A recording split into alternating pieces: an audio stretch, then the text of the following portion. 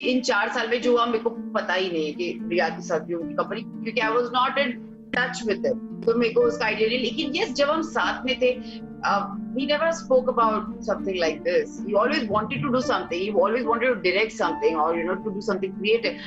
But company खोलना और ये सब कभी इतना थॉट में नहीं था।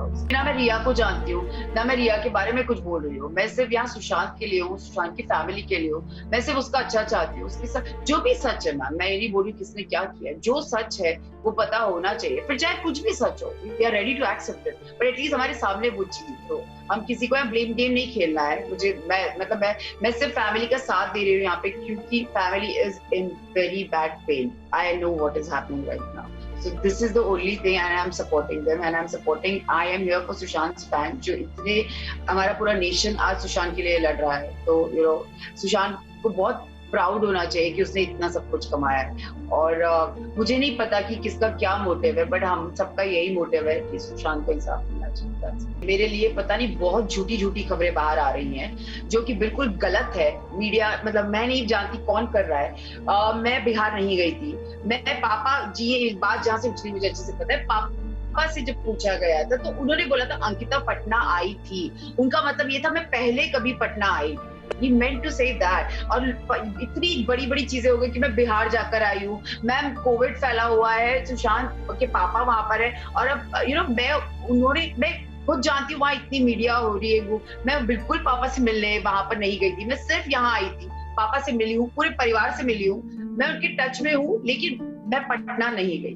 मैं फैमिली के टच में हूँ, मैं जानती हूँ सब। लेकिन ये है कि मैंने कोई स्टेटमेंट सुशांत के मैंने वो देखा, मैंने उसको चैट शेयर की है, ऐसा हमारे बीच कभी कोई नहीं हुआ है। मैंने पटना पुलिस को कल मैंने स्टेटमेंट दिया है, और जो दिया है वो आपके सामने आ जाएगा। मेरे साथ जब थे सुशांत, तब से सैमी उनके साथ है। 5 साल से सैमी को, मतलब अभी तक है, तो 5 साल हो गए, एंड सैमी उनके साथ था। ऑफ कोर्स मैंने भी ये देखा था जिसमें उन्होंने कुछ उनका इंजेक्शंस वगैरह का कुछ चल रहा था, जिसमें ये हो रहा था। बट सैमी को मैं बहुत अच्छे से जानती हूँ, because is a very good trainer, और वो सुशांत के साथ हमेशा बनकर रहे हैं इस चीज को लेकर।